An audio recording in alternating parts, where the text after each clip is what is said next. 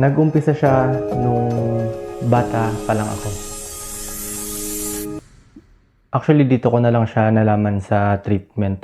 Nung binigyan ako ng opportunity dito na mag-backtrack kung ano yung naging life ko before. Kasi hindi naman po ako pinanganak na gambler. Kumbaga maraming naging contributing factor.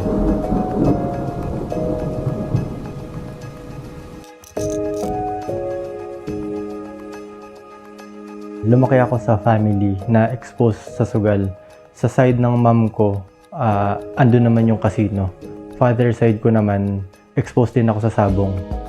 So, growing up, andun ako sa community na nakikita ko yung laging nagsasabong yung dad ko. Meron kami ng mga manukan sa bahay. So, nag-aaral ako noon. So, sabi ko, okay pala tong pagsusugal.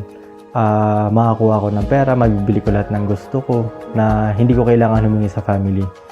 Dumating ako sa point na yung una mga allowance ko lang, yung weekly allowance ko, bibigay siya ng Sunday.